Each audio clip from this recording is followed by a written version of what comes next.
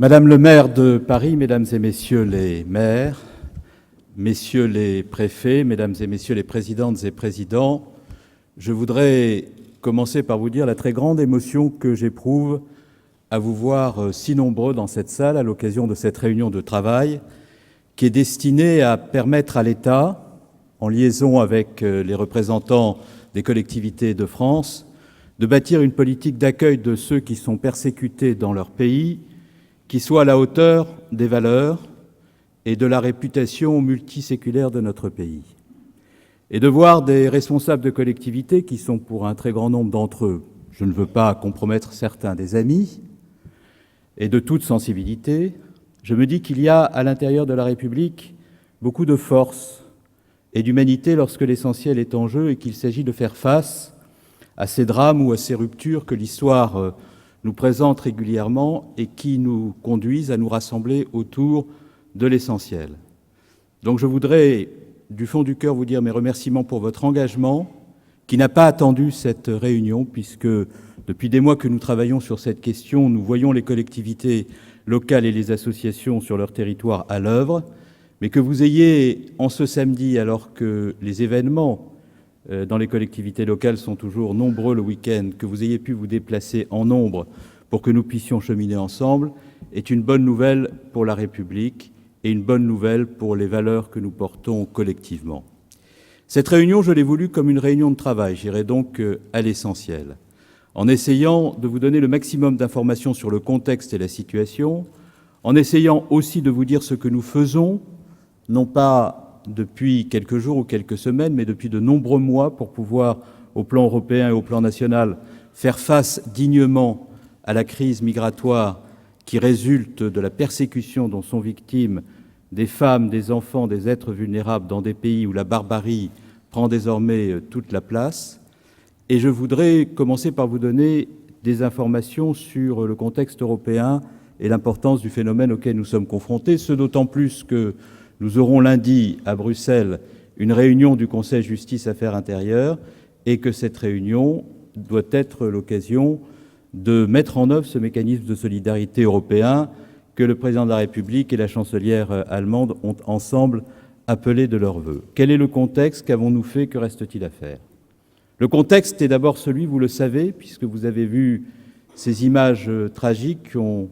suscité une émotion considérable, et puis vous avez aussi à l'esprit toutes les images qui n'ont pas été montrées et qui sont celles que révèlent les statistiques funestes de ceux qui sont morts en mer depuis le début de l'année 2015, plus de 3000. Il y a près de 400 000 réfugiés, venant notamment d'Irak, de Syrie, d'Érythrée, qui ont franchi la Méditerranée en arrivant soit en Grèce, soit en Italie, et qui sont dans leur pays victimes des exactions monstrueuses de la barbarie abjecte et sans limite de Daesh ou du régime de Bachar el-Assad. Ces réfugiés sont arrivés d'abord en Italie, mais lorsque nous regardons le flux des dernières semaines et des derniers mois, ils sont arrivés davantage en Grèce qu'en Italie, dans des conditions de vulnérabilité, de précarité et de souffrance que chacun a à l'esprit. Il nous faut donc faire face à cette situation. Et nous ne pourrons pas faire face à cette situation si nous ne sommes pas capables de l'affronter avec des valeurs, avec de la solidarité, mais aussi, et c'est l'objet de la réunion d'aujourd'hui, avec une efficacité opérationnelle pour que, comme le disait Madame la maire de Paris à l'instant, il y ait par-delà la générosité qui nous rassemble, l'humanité qui est notre patrimoine commun, une action qui puisse permettre de transcrire dans les faits, dans la réalité, ce que nous avons pour devoir de faire ensemble. Alors, quels sont les sujets qui sont sur la table au sein de l'Union européenne et qui doivent nous conduire, lundi, à l'occasion du Conseil Justice Affaires intérieures, à poser concrètement sur la table des propositions qui permettent à l'Europe d'être à la hauteur? D'abord, nous avons besoin de créer les conditions d'un accueil dès le franchissement des frontières extérieures de l'Union européenne de ceux qui sont persécutés dans leur pays, qui relèvent du statut de réfugiés et qui franchissent les frontières extérieures de l'Union européenne pour y être accueillis. Il s'agit de mettre en place des centres de réfugiés et aussi de contrôle des frontières extérieures de l'Union européenne, de manière à ce que nous puissions distinguer dès le franchissement des frontières de l'Union européenne ceux qui relèvent du statut de réfugiés en Europe de ceux qui n'en relèvent pas,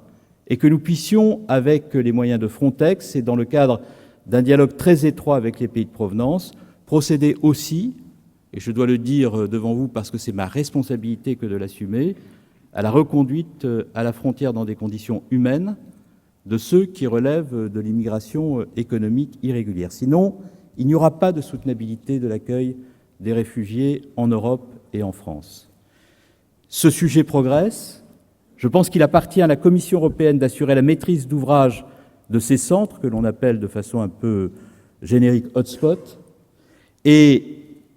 c'est à la Commission européenne que de prendre la responsabilité de cela, en liaison avec Frontex, en liaison avec le HCR. Et je veux dire la disponibilité des services qui sont ceux du ministère de l'Intérieur, l'OFPRA, l'OFI, je salue d'ailleurs Pascal Brice, qui fait un remarquable travail pour accompagner l'Italie, la Grèce dans la mise en place de ces structures. Deuxièmement, il faut un mécanisme européen de solidarité qui permette à chaque pays de prendre sa part de cet accueil. C'est ce que nous souhaitons avec l'Allemagne. C'est ce qui conduit la Commission européenne à proposer que l'on procède à l'accueil de 160 000 réfugiés dans le cadre d'un processus de relocalisation ou de réinstallation. La relocalisation concerne les réfugiés qui franchissent les frontières extérieures de l'Union européenne et qui sont pris en charge par les centres d'accueil des réfugiés et de contrôle des frontières extérieures. Et la réinstallation concerne ceux qui sont déjà par millions dans les camps de réfugiés en Syrie, au Liban, en Jordanie ou en Turquie. Ce mécanisme de solidarité, il ne peut pas être à la carte. Je vois des pays qui cherchent à échapper à cette solidarité en expliquant qu'ils pourraient procéder au paiement d'amende en contrepartie de la possibilité de ne pas faire un geste solidaire, comme si l'on pouvait, contre le destin d'hommes et de femmes en situation de détresse absolue, s'exonérer d'une responsabilité humaine et morale par le paiement d'une amende. La France sera extrêmement ferme et déterminée sur ce point à l'occasion du Conseil européen, parce que s'il y a mécanisme de solidarité, il ne peut se mettre en place que dès lors que les centres d'accueil sont eux-mêmes institués et dès lors que tous les pays de l'Union européenne prennent leur part de cet effort, parce qu'aujourd'hui, 75% des réfugiés sont accueillis simplement par 5 pays de l'Union européenne, et que l'Europe n'a pas de sens, n'a pas de force, si cette solidarité ne se met pas en place de façon globale. Le troisième point sur lequel je voudrais insister, c'est sur la nécessité d'engager un plan non seulement européen, mais mondial, contre les filières de la traite des êtres humains. Pour être dans les fonctions que j'occupe, je sais comment elles sont organisées. Je sais le traitement barbare, elle aussi, qu'elles réservent à des femmes, des hommes, des enfants qui ont déjà vécu la barbarie dans leur pays et qui ont voulu échapper à la mort. Près de 5 000 € sont parfois prélevés sur ces réfugiés qui veulent accéder à l'Europe par ces filières de passeurs qui sont des filières délinquantes et criminelles. Et ces filières délinquantes et criminelles sont parfois en lien avec d'autres filières délinquantes et criminelles, trafic de stupéfiants, trafic en tout genre, et ces filières doivent être démantelées résolument. Il faut qu'au sein d'Europol, d'Interpol, au sein d'Eurojust, dans l'articulation entre nos services de police et de renseignement, nous augmentions encore les moyens destinés à lutter résolument contre ces filières. Nous le faisons en France. Nous avons, depuis le début de l'année 2015, mesdames et messieurs les maires, démantelé 177 filières de l'immigration irrégulière, représentant près de 3000 personnes interpellées, mises en examen, placées devant la justice, c'est-à-dire contraintes, et c'est normal, et nous poursuivrons, de rendre compte de leurs crimes. De la même manière qu'entre 2013 et 2014, ce sont 25% de plus de filières que nous avons démantelées, et ce travail, nous le poursuivrons avec une détermination sans faille, parce que ces acteurs criminels doivent être mis hors d'état de nuire, parce qu'ils imposent à ceux qui ont été déjà victimes d'atrocités des épreuves plus dures encore que celles qui leur étaient imposées parfois, puisque ces filières les conduisent jusqu'à la mort. Enfin, le dernier point sur lequel je voudrais insister, c'est la nécessité d'avoir un dialogue très approfondi avec les pays de provenance. Je me suis rendu au Niger il y a de cela quelques semaines pour examiner les conditions dans lesquelles nous pouvons, dans le cadre d'une politique de co-développement ambitieuse, travailler avec les pays, notamment de la bande sahélo-saharienne, de manière à déterminer avec le HCR, avec l'OIM, avec la Commission européenne, avec Frontex, avec les ONG, les conditions dans lesquelles nous pouvons offrir à ceux qui relèvent de l'immigration économique un avenir dans leur propre pays, sur leur propre continent, qui a besoin de leurs compétences, qui a besoin aussi d'être capable de leur offrir un espoir et une perspective chez eux. Et la perspective qui est la nôtre en Europe, c'est cette perspective globale, c'est cette perspective volontariste, où il faut mettre de la conviction chaque jour sur le métier, et où on ne peut pas négocier avec les principes et les valeurs, car lorsque l'essentiel est en jeu, on ne cherche pas à bidouiller les concepts pour des raisons qui tiennent à la politique, on cherche simplement à être à l'auteur de ce qu'est le contexte pour faire en sorte d'accueillir ceux qui doivent l'être dans des conditions de dignité qui soient conformes à notre tradition. Voilà l'enjeu pour lundi. Et nous poursuivrons ce combat avec nos partenaires allemands et tous ceux qui ont accepté de rejoindre la position que nous avons exprimée conjointement pour faire en sorte que l'Europe affronte cette crise en étant forte d'elle-même et des valeurs des pères fondateurs de l'Union européenne. Le deuxième sujet sur lequel je voudrais insister, c'est sur ce que nous faisons en France, très précisément, et depuis des mois. Nous avons très vite eu conscience de la nécessité de mettre notre dispositif d'asile à la hauteur de ce qu'est la réputation de notre pays, mais aussi à la hauteur d'une crise migratoire que nous voyons se profiler. Des parlementaires ont fait un travail absolument remarquable sur ce sujet, qui ont inspiré ces travaux, la loi que j'ai présentée devant le Parlement, et Manuel Valls, lorsqu'il était ministre de l'Intérieur, avait souhaité qu'il y ait la concertation la plus large et la plus transpartisane possible, précisément pour que nous parvenions, sur la question de l'asile qui devrait nous rassembler, à susciter le consensus le plus large. Valérie Létard est là, elle a fait un travail très important avec Jean-Louis Touraine. Il y a d'autres députés, Madame Jeanine Dubié, Monsieur le député Arnaud Richard, pour faire en sorte que nous puissions montrer ensemble notre capacité à cheminer par-delà les sensibilités politiques. Et cette loi asile, quelles dispositions comporte-t-elle ? Elle comporte des dispositions simples qui nous permettent aujourd'hui, ces dispositions que l'on commence à mettre en œuvre, à faire face à une situation inédite. D'abord, faire en sorte que la durée de traitement des dossiers de demandeurs d'asile soit ramenée de 24 à 9 mois, ce qui a supposé que nous augmentions sensiblement les effectifs de l'OFPRA, de l'OFII et de la Commission nationale du droit d'asile. Nous avons dû ensuite reconnaître davantage aussi les droits des demandeurs d'asile, conformément aux engagements que nous avions pris pour nous mettre en conformité avec les directives européennes. Et c'est ainsi que nous avons fait en sorte que, lorsque nous sommes en procédure accélérée, les recours ne soient plus suspensifs. Nous avons aussi fait en sorte que le nombre de places en CADA soit sensiblement augmenté pour permettre l'accueil de ceux qui relevaient de l'asile en France dans des conditions qui soient à la hauteur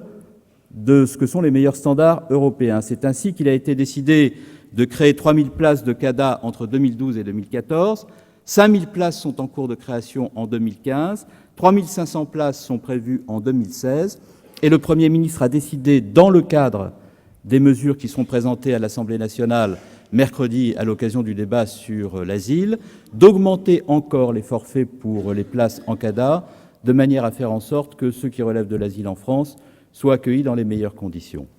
Madame la maire de Paris, vous avez évoqué un sujet central qui mérite d'être évoqué lorsque l'on traite de la question de l'asile et des flux migratoires auxquels nous sommes confrontés. Est-ce que ce que nous faisons sur l'asile doit se faire au détriment de ce que nous devons faire pour ceux qui, en situation vulnérable, étrangers ou français, sont déjà sur le territoire de notre pays? La question est non. Et c'est la raison pour laquelle, je veux être extrêmement précis là aussi, nous avons pris des dispositions le 17 juin dernier en Conseil des ministres, qui ont fait l'objet d'une présentation avec ma collègue Sylvia Pinel, et qui visaient à créer 11 000 places pour faire face à la situation. 11 000 places se répartissant de la manière suivante: 5 000 places dans les logements de droit commun pour ceux qui ont déjà le statut de réfugié, mais qui, bien qu'ayant le statut de réfugié, sont encore dans l'hébergement d'urgence ou parfois à la rue ou parfois en CADA, de manière à libérer des places en hébergement d'urgence qui permettent à ceux qui sont en situation de vulnérabilité dans nos villes, d'où qu'ils viennent, quels qu'ils soient, d'avoir accès à un accueil. Nous avons décidé de créer des places en CADA supplémentaires. Et nous avons aussi décidé de créer 1500 places supplémentaires en hébergement d'urgence. Et je veux vous dire ici que le Premier ministre a pris la décision. Il l'exprimera à l'occasion du débat de mercredi. Il viendra conclure nos travaux de ce matin. Sans doute s'exprimera-t-il sur ce sujet aussi, de mettre l'hébergement d'urgence à niveau, de manière à ce que nous puissions, dans le contexte que nous traversons, pour tous ceux qui sont en situation de vulnérabilité et d'exclusion, mettre notre dispositif en phase avec les défis auxquels nous sommes confrontés. Enfin, le troisième point sur lequel je voudrais insister, et qui me paraît déterminant là aussi, c'est que dès lors que l'on réforme la procédure de l'asile pour faire en sorte que tous ceux qui relèvent de l'asile puissent être accueillis dignement en France, ceux qui ne relèvent pas de l'asile et qui sont déboutés doivent être dans des conditions d'humanité reconduits à la frontière, sinon il n'y a pas de soutenabilité de ce que nous faisons en matière d'asile. Et cela aussi doit être dit, c'est de ma responsabilité de le dire, dans le contexte que nous traversons, parce que c'est ce que nous faisons. Enfin, je voudrais insister sur le contexte de notre réunion. Nous avons décidé de nous engager dans le mécanisme de solidarité européen. Cela signifie que la France, en plus des 8000 réfugiés qu'elle avait déjà décidé d'accueillir, accueillera 24 000 réfugiés supplémentaires, comme l'indiquait le président de la République, ce qui correspond à la proposition de la Commission européenne. Il faut donc que nous soyons en situation de faire face efficacement, humainement, rapidement à cette situation, et c'est la raison pour laquelle j'ai souhaité organiser la réunion d'aujourd'hui. Comment faire face ? D'abord, il y a toutes les associations qui sont mobilisées sur le territoire national. Elles sont mobilisées, Louis Gallois me le disait à l'occasion du congrès de la FNART, où je me suis rendu avant-hier à Marseille, dans des conditions où elles se trouvent parfois à la peine. Et si nous rehaussons nos moyens, c'est pour qu'elles soient moins à la peine. Et j'ai indiqué aux associations que nous voulions, dans le contexte humanitaire particulier auquel nous sommes confrontés, que nous soyons dans le partenariat et que nous puissions dire ensemble, alors que parfois, il faut bien le reconnaître, nous sommes dans la méfiance. Eh bien, faisons en sorte qu'à cette grande méfiance qui a parfois présidé aux relations entre le ministère de l'Intérieur et les associations se substitue simplement une petite méfiance, je ne veux pas les compromettre totalement, qui nous permettrait d'avancer ensemble vraiment. Il faut aussi que les collectivités locales qui se sont manifestées depuis plusieurs jours avec une spontanéité, une générosité, une volonté de faire, soient accompagnées. Et le dispositif que nous proposons de mettre en place a sa cohérence et sa force. Il vaut sur l'ensemble du territoire national, comme là où il y a des points particulièrement délicats et difficiles, je pense à Calais. Et ce dispositif repose sur un ensemble de moyens que je veux rappeler. D'abord, et nous l'avons expérimenté à la faveur de l'accueil des 1000 réfugiés venant d'Allemagne, auxquels nous procédons actuellement, et je salue Pascal Brice, qui était à Munich jusqu'à ce matin et qui nous rejoint avant que de repartir en Allemagne pour assurer cet accueil. Nous avons mis en place, par la mobilisation de moyens de l'État, notamment des centres transitoires d'hébergement. Le préfet Carinco et le préfet Cadeau se sont notamment à Paris beaucoup mobilisés pour que l'objectif soit atteint en liaison avec les collectivités d'accueil de ces 1000 migrants. Et notre objectif, c'est de faire en sorte que très vite, puisqu'ils relèvent du statut de réfugié, ce statut leur soit octroyé et qu'en aval, il puisse y avoir leur accueil dans des collectivités locales mettant à leur disposition des dispositifs d'hébergement. Et plus nous serons en situation de créer vite les places de CADA, de mettre en place ces plateformes d'accueil transitoire, et plus vous vous mobiliserez pour offrir ces possibilités d'hébergement, plus nous serons en situation de faire face à la situation. Et c'est cette efficacité opérationnelle que nous devons discuter ensemble ce matin. Et là, je voudrais vous dire les décisions que le gouvernement a prises pour accompagner les maires qui souhaitent s'engager dans cette démarche de façon concrète. Pour ce qui concerne tout d'abord les dispositifs gérés par le ministère du Logement, des parcours d'accès au logement seront prévus pour les personnes à qui la France reconnaîtra la qualité de réfugiés ou accordera la protection subsidiaire et qui ont donc vocation à s'intégrer. À ce titre, le ministère du Logement mobilisera des places en résidence sociale, des attributions de logements sociaux en zone détendue pour des réfugiés avec un accompagnement social la première année et des places d'hébergement dans le logement et notamment dans les dispositifs d'intermédiation locative. Par ailleurs, nous avons, au terme d'une discussion avec l'Association des maires de France, proposé un soutien exceptionnel et forfaitaire à la mobilisation des communes qui créeront sur leur territoire des places d'hébergement supplémentaires d'ici 2017, pour un montant de 1 000 € par place d'hébergement. Des aides complémentaires à destination des propriétaires publics et privés qui mobiliseront des locaux d'accueil pour l'hébergement et le logement sont prévues. Des aides de l'Agence nationale pour l'amélioration de l'habitat à hauteur de 1 000 € par logement concerné, ainsi que l'accès systématique pour ceux qui s'engageront dans ce dispositif au dispositif Solibail, de manière à ce que les loyers puissent être garantis dans des conditions qui ne portent pas préjudice à ceux qui auront accepté de s'engager dans ces dispositifs. Enfin, nous avons décidé de mettre en place un fonds de soutien au financement de l'investissement qui pourra être mobilisé pour les opérations lourdes de création de locaux d'hébergement ou de logement, qui seront portés par des opérateurs publics, associatifs ou privés. Ce fonds permettra la réhabilitation de logements dans les communes, et notamment dans les bourgs ruraux, mais pas seulement, des investissements qui permettront la remise à niveau de ces logements avec un accompagnement en investissement pour les collectivités, qui leur permettra de restituer aux migrants ces logements de manière à ce qu'ils puissent être accueillis dans les meilleures conditions. Par ailleurs, je veux indiquer que le Premier ministre, à l'occasion d'une réunion interministérielle qui s'est tenue jeudi, a beaucoup insisté pour que l'ensemble des ministères qui ont compétence à agir dans l'accueil des réfugiés soient mobilisés. Ça vaut pour le ministère des Affaires sociales concernant l'accès à la santé, et d'ores et déjà la ministre des Affaires sociales a pris des dispositions pour pouvoir mettre son ministère immédiatement en situation de répondre à cette demande dans le cadre des dispositifs de droit commun existants. Il en va de même pour le ministère de l'Éducation nationale, et la ministre de l'Éducation nationale a eu l'occasion de s'exprimer sur les conditions dans lesquelles elle entend armer son administration pour accueillir dans les meilleures conditions les enfants qui arriveront sur le territoire national et dont l'intégration dépendra de leur capacité à apprendre rapidement la langue française et ce qu'on appelle les fondamentaux dans nos écoles républicaines. J'ai décidé de procéder à la nomination d'un préfet coordonnateur qui sera votre interlocuteur. Je vais lui demander de se lever. Il s'agit de M. Kléber Haroul, qui était préfet à l'égalité des chances dans le département du Nord, dans la région Nord-Pas-de-Calais. M. Kléber Haroul assurera la relation entre le ministère de l'Intérieur, l'ensemble des autres ministères, mais surtout, il assurera la relation entre vous, le monde associatif, et le ministère de l'Intérieur, de telle sorte à ce que vous puissiez, au plus près des préoccupations qui sont les vôtres, être accompagné dans la réalisation des projets que vous portez. Enfin, je veux répondre par-delà les informations que je viens de donner sur les moyens que nous mobilisons à une interrogation que j'ai senti poindre dans les contacts que j'ai pu avoir à la fois avec les associations et un certain nombre d'élus. Est-ce que le volontariat sera la seule manière de mobiliser les collectivités locales autour de l'enjeu de l'accueil des réfugiés ? Il y a le volontariat. Commençons par travailler avec les collectivités locales qui se sont manifestées. Il y a dans la loi du 27 juillet qui vient d'être adoptée sur l'asile la mise en place de schémas territoriaux d'accueil des réfugiés.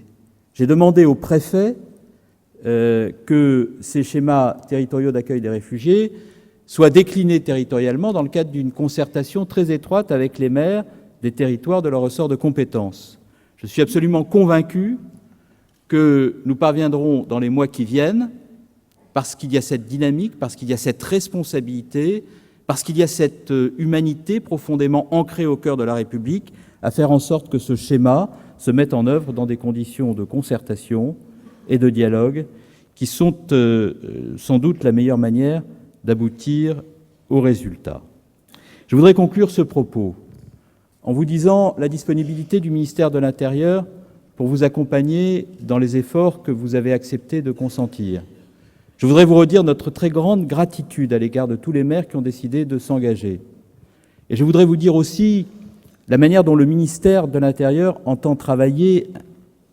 conformément aux instructions qui lui ont été données par le Premier ministre et le Président de la République dans les prochaines semaines et les prochains mois.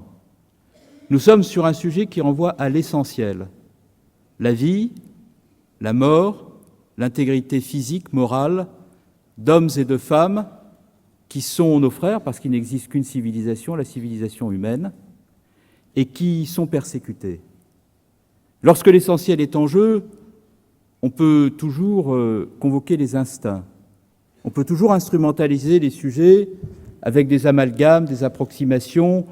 des chiffres qui ne sont pas exacts et des images qui sont frelatées comme pour effacer les photos tragiques qui ont suscité l'émotion. Mais face à des événements comme ceux que nous traversons, il n'y a qu'une méthode, la rigueur intellectuelle, lorsqu'il s'agit de rendre compte des réalités, des faits, des discussions en cours, de ce que sont les règles du droit et de ce que sont les principes qui fondent la République et qui peuvent servir de boussole à chacune et chacun d'entre nous. Deuxième principe, le pragmatisme et l'efficacité, qui implique que l'on se pose la question du résultat de ce que nous faisons ensemble avant que de savoir qui parle et d'où parle chacun qui s'exprime. Troisième règle, c'est de faire en sorte que nous soyons dans le respect de la parole de l'État lorsqu'il s'engage, le respect du travail que font les associations lorsque, à la peine, elles se dépensent sans compter, le respect des maires qui font sur leur territoire du mieux qu'ils peuvent pour assurer l'accueil de ceux qui sont en situation de difficulté et de souffrance, et le respect des valeurs de la République qui implique que sur des questions aussi fondamentales que celles dont nous parlons ce matin, nous puissions nous écouter, nous puissions nous comprendre et nous puissions dire ensemble, parce qu'il y a des moments où il vaut mieux dire ensemble que de chercher toujours les divisions. Je vous remercie.